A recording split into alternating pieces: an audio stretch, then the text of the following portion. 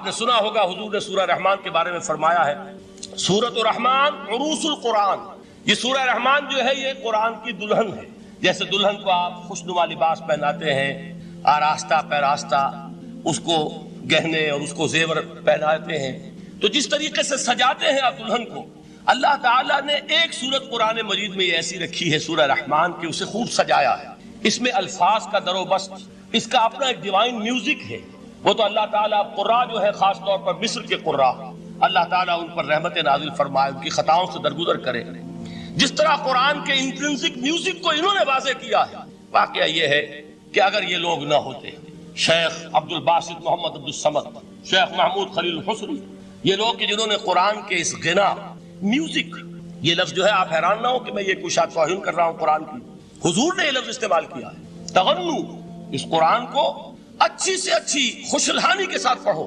من لم یتغن بالقرآن فلیس منا، جو قرآن کو بہتر سے بہتر انداز میں، اچھی سے اچھی آواز میں، خوشلہانی کے ساتھ پڑھنے کی کوشش نہیں کرتا وہ ہم میں سے نہیں. بلکہ ایک مرتبہ حضور رات کے وقت آپ گشت پر تھے اپنے ساتھیوں کے حالات معلوم کرنے کے لیے. حضرت ابو موسیٰ اشعری رضی اللہ تعالیٰ عنہ ایک صحابی ہیں، ان کے گھر کے پاس سے گزر ہوا، وہ رات کو تہجد پڑھ رہے تھے، کھڑے ہوئے کیف کے عالم میں قرآن تلاوت کر رہے ہیں. حضور کو بہت پسند آئی ان کی قرات، کافی دیر تک وہاں کھڑے سنتے رہے. اب انہیں کیا پتا کون سن رہا ہے. بالکل اسی طرح سمجھ لیجئے ایک بات یاد آئی ہے، حضور فرماتے ہیں کہ جس طرح کان لگا کر اللہ قرآن کو سنتا ہے کسی چیز کو نہیں سنتا. ہمیں نظر نہیں آتا نا، ہمیں معلوم نہیں ہے، ہم قرآن پڑھ رہے ہیں تو سننے والا کون ہے؟ سب سے زیادہ کان لگا کر خود اللہ. یہاں اس لیے مجھے یاد آیا کہ ابو موسیٰ اشعری کو کیا پتا تھا کہ کون سن رہا ہے. وہ اپنی کیفیت میں نماز میں تہجد میں قرآن کی تلاوت کر رہے تھے، اور ظاہر بات ہے ان کے گھر ایکڑوں میں بنے ہوئے نہیں تھے، ایک ایک کمرہ، ایک ایک کوئی حجرہ، ایسے تو گھر تھے نا صحابہ کے. لہذا حضور پاس سے گزرے، آواز آئی، کافی دیر سنتے رہے. اس کے بعد آپ تشریف لے گئے، صبح فجر میں ملاقات ہوئی تو حضور نے تحسین کے انداز میں فرمایا یا ابا موسیٰ انک قد اوتیت مزمارا من مزامیر آل داؤد. اے ابو موسیٰ، تمہیں تو آل داؤد کے سازوں میں سے ایک ساز اللہ نے عطا فرما دیا. جس طرح حضرت داؤد، لہن داؤدی مشہور ہے کہ جب وہ پچھلے پہر رات کو حمد کے ترانے الاپتے تھے، قرآن میں ہے کہ پرندے شامل ہو جاتے تھے ساتھ، اور پہاڑ وجد میں آتے تھے، پہاڑ بھی ان کے ساتھ شریک ہوتے تھے. تو جس طرح کا اللہ نے ان کو لہن عطا فرمایا تھا، حضور نے تحسین کے انداز میں فرمایا ہے ابو موسیٰ اشعری، اللہ نے تمہیں بھی آل داؤد کے سازوں میں سے ایک ساز عطا فرمایا. بہرحال قرآن مجید کا جو یہ میوزک ہے، قرآن کے الفاظ کا جو حسن ہے، جہاں تک حسن معنوی ہے وہ تو ہر لفظ میں ہے، لیکن یہ حسن ظاہری، حسن صوتی، حسن لفظی، یہ اپنے کلائمیکس پر آپ کو نظر آئے گا سورہ رحمان. لیکن قرآن میں یہ سورت اس اعتبار سے بھی ممتاز ہے، اس کی 4 آیات پر ذرا توجہ کریں گے. مجید کے حسن صوت اور حسن لفظی کی معراج ہے، وہیں اس کی پہلی 4 آیات میں 4 چوٹی کی چیزوں کا ذکر ہے، سب سے اونچی چیز ہے. پہلی آیت کیا ہے؟ الرحمن. ایک آیت ہو گئی. رحمان کیا ہے؟ اللہ کا نام ہے. کبھی آپ نے غور کیا اللہ کے ناموں میں سب سے پیارا نام کون سا ہوگا؟ رحمان. کیوں؟ اس کا مادہ کیا ہے؟ رحمت. ہمیں سب سے بڑھ کر جس چیز کی ضرورت ہے وہ کیا ہے؟ رحمت خداوندی. نام اچھی طرح سن لیجئے اس حضور کے قول کو. حضور فرماتے کوئی شخص جنت میں مجرد اپنے عمل کی بنیاد پر داخل نہیں ہو سکے گا جب تک کہ رحمت خداوندی دستگیری نہ کرے. کسی صحابی نے بڑی ہمت اور جرأت کا ثبوت دیا کہ پوچھ لیا کیا حضور آپ بھی؟ جب آپ نے فرمایا کوئی شخص داخل نہیں ہو سکتا جنت میں محض اپنے عمل کی بنیاد پر جب تک کہ رحمت خداوندی جو ہے وہ دستگیری نہ فرمائے. پوچھا گیا کیا آپ بھی؟ آپ نے فرمایا ہاں میں بھی. آپ انداز کیجئے کہ اگر محمد الرسول اللہ بھی رحمت خداوندی کے ضرورت مند ہوں تو تاب دیگرا چے رسد، ہماری تو سب سے بڑی ضرورت رحمت خداوندی. اب یہ رحمت جو ہے قرآن مجید میں اللہ تعالیٰ کی یہ شان 2 الفاظ کے ذریعے سے آتی ہے، رحیم اور رحمان. اور کوئی مادہ نہیں ہے جس سے 2 نام بنتے ہوں اللہ کا، لیکن یہ مادہ ہے واحد رحمت کا کہ جس سے رحمان بھی ہے رحیم بھی ہے. رحیم صفت مشبہ ہے، رحمت دائم ہو جائے گی، مستقل ہوگی تو رحیم کہیں گے. اور رحمان، اس میں رحمت کی ہے وہ شان ہے کہ جیسے ٹھاٹھے مارتا ہوا سمندر ہو، ہیجان کی کیفیت، طوفانی کیفیت. رحمت خداوندی کا طوفانی جوش وہ ہے رحمان. آپ تو رہتے اس علاقے میں ہیں، آپ کو معلوم ہے عرب اگر بھوکا مرا جا رہا ہو تو کیا کہے گا؟ انا جوعان. پیاسا مرا جا رہا ہو انا عطشان. بہت غضبناک ہوگا غضبان. غضبان آصفہ قرآن میں آیا، بہت غضبناک. رحمان جس کی رحمت جو ہے جوش میں ہے، ٹھاٹھے مارتے ہوئے سمندر کے مالک. تو یہ اللہ تعالیٰ کے ناموں میں سب سے پیارا نام. اب آگے چلیے.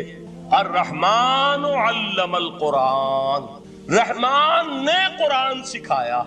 رحمت خداوندی کا سب سے بڑا مظہر، رحمان کی رحمانیت کا سب سے بڑا مظہر قرآن ہے. ان میں جو منطقی ربط ہے اس کو سمجھتے جائیے. اچھا آپ یہ سوچئے، جو علم بھی انسان کو حاصل ہوا وہ کس نے دیا؟ اللہ نے. سائنس کا علم کس نے دیا؟ اللہ نے. علم آدم الاسماء کلھا، وہ علم الاسماء جو حضرت آدم کو دے دیا گیا تھا ازل میں، یہ اسی کا ظہور ہے، یہ اسی کی ایکسفولیشن ہے جو ہو رہی ہے اور ہوتی رہے گی ابھی. اور دوسرے علم ہے وہ کس نے دی؟ اللہ نے. لا یحیطون بشیء من علمہ الا بما شاء، مخلوق میں سے کوئی اللہ کے علم میں سے کسی شے کا احاطہ نہیں کر سکتا مگر وہ جتنا اللہ دینا چاہے. لیکن یہ کہ تمام علوم میں چوٹی کا علم قرآن. نوٹ کرتے جائیے، چوٹی کی چیزیں جمع کیجیے. اللہ کے ناموں میں چوٹی کا نام رحمان.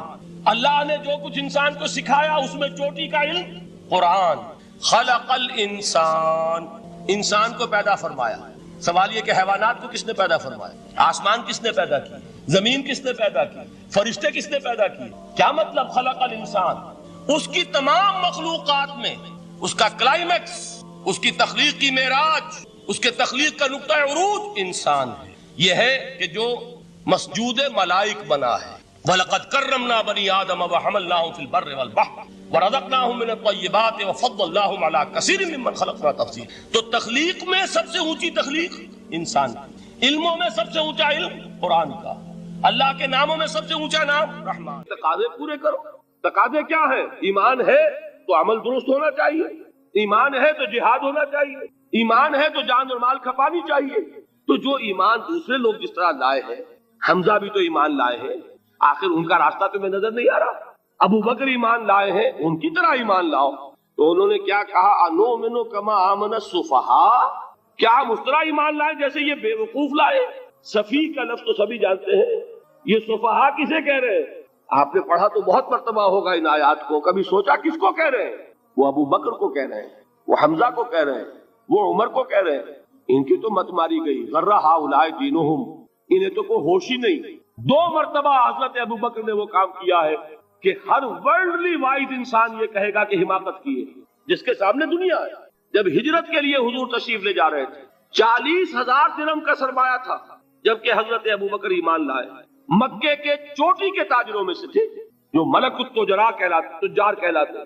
لیکن اب وہ روپیہ کہاں خرچ ہوا؟ بلال کو خریدا، روپیہ دے کے خریدا یا ویسے ہی خرید لیا؟ آزاد کر دیا. ابو فقی کو خریدا، آزاد کر دیا. 6 ہیں غلام اور کنیزیں محمد رسول اللہ پر ایمان لانے والے جن کو ابو بکر نے اپنے پیسے سے خریدا اور آزاد کیا. یہ روپیہ تو پگھل رہا ہے نا. جو تھوڑی بہت پونجی رہ گئی ہے، تو جب حضرت حضور ہجرت کے لیے تشریف لے جا رہے، وہ ساری پونجی اپنے ساتھ لے گئے، گھر والوں کو چھوڑ کر گئے. بوڑھا باپ اندھا ابو قحافہ، بعد میں وہ بھی ایمان لے آئے.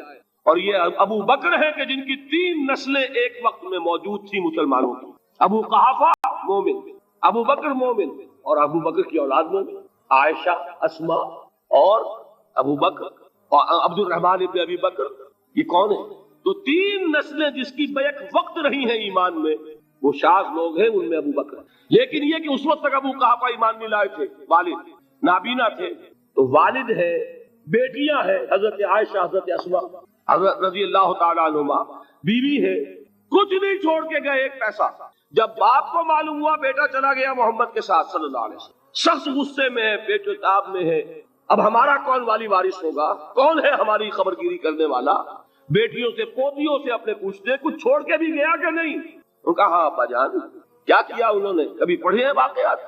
کچھ کنکر روڑے لیے، ایک کپڑے میں پوٹلی بنائی اور اندھے دادا کا ہاتھ اوپر پھروایا. دیکھیے دادا جان، یہ چھوڑ گئے ہیں، یہ مال ہے، یہ سونے اور چاندی کے سکے ہیں، ابا جان ہمیں ایسے نہیں چھوڑ کر گئے. واقعہ کیا ہے کہ ایک پیسہ نہیں چھوڑا ابو بکر نے گھر والوں کے لیے. سب کچھ لے گئے کہ کیا پتا محمد کے ساتھ جا رہا ہوں، کس وقت کیا ضرورت پیش آ جائے صلی اللہ علیہ وسلم. تو یہ کوئی عقل مندی کی بات ہے؟ اپنے غریبانوں میں جھانکیے، آپ یہ عقل مندی کریں گے؟ کہیں چاہے نہ، یہ بات دوسری ہے. لیکن یہ کہ اس کو کون ہم میں سے عقل مندی کہے گا؟ اسی طریقے سے جب غزوہ تبوک کا وقت آیا، وہ واقعہ تو بہت مشہور ہے. حضرت عمر فرماتے ہیں کہ اس زمانے میں میرے پاس اتفاقاً پیسہ بہت تھا. میں نے یہ سوچا دل میں کہ اس مرحلے پر تو میں ابو بکر سے بازی لے جاؤں گا. مسابقت ان میں بھی تھی لیکن نیکی کی مسابقت، خیر کی مسابقت، انفاق فی سبیل اللہ کی مسابقت. تو میں نے سوچا کہ میں بازی لے جاؤں گا. میں نے کیا کیا، کل دولت جو تھی اس کے 2 حصے کیے، ایک حصہ گھر رکھا اور ایک لا کے حضور کی خدمت میں پیش کر دیا. حضور نے پوچھا کہ عمر گھر والوں کے لیے کچھ چھوڑا؟ کہ جی ہاں، نصف کیا میں نے، نصف اللہ کی راہ میں حاضر ہے، نصف چھوڑا ہے. ٹھیک ہے. اب وہ آئے ابو بکر، پوچھا حضور نے ابو بکر گھر والوں کے لیے کچھ چھوڑا؟ کہ نہیں، صدیق کے لیے ہے خدا کا رسول بس، گھر میں اللہ اور اس کے رسول کے نام کے سوا کچھ نہیں تھے. یہی ہے نا، پروانے کو چراغ ہے، بلبل کو پھول بس، اور صدیق کے لیے ہے خدا کا رسول بس، مجھے گھر والوں کے لیے کچھ نہیں چاہیے. یہ کام جو ہے تو یہ